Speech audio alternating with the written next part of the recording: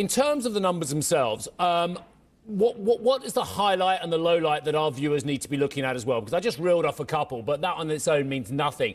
What are the key influences? What are the key figures we need to look at?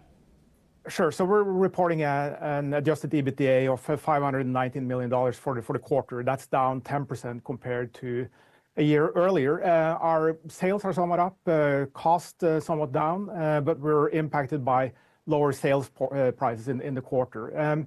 But looking at our operational performance, we're running quite well, and actually our production performance for the quarter was another record quarter, so which means that the production for the year was all-time high.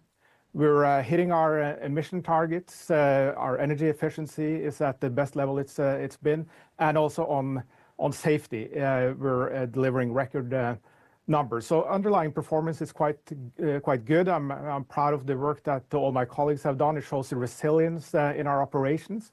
But at the same time, we are faced with high energy costs, and as Draghi reported as well, Europe has significantly higher energy prices, and when you're in an energy-intensive industry, of course, you're impacted, and that's what we're dealing with. Our returns are not at the level where we should be, and that's why we initiated cost reduction after second quarter last year, and we're well on track with that as well. So, Svein, there's a lot in there as well, and it's great you're on target emissions. It's great your operational efficiencies are good, and you're addressing the cost base, but you can't do much about that energy cost, or can you? And also that other thing you mentioned there, the lower sales price as well.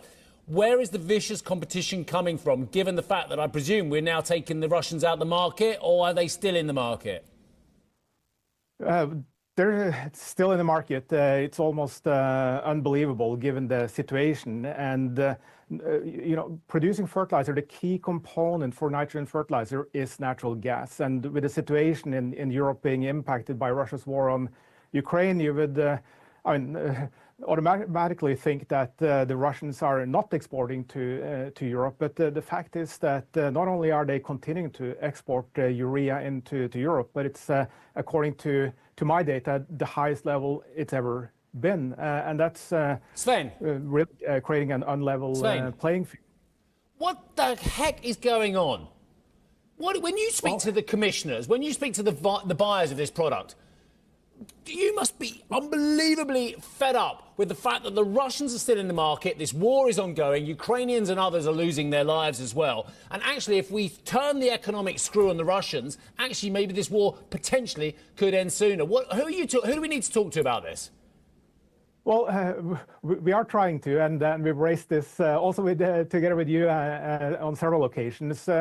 But there is some development now. There is a proposal in place to put tariffs on Russian exports into Europe. However, it is too little. It's too late, but at least it is addressed. And but unfortunately, it will take some time into next year's season and the one after before it starts to have any significant effect. But yes, we raise it, and everyone seems to be surprised that that's the result. And if there's one region that should have learned what it means to be dependent on Russia and the consequences of that, it's Europe when you look at the energy situation. So the fact that we're now moving from energy dependency to fertilizer and through that food dependency on Russia, that is, as I said, unbelievable.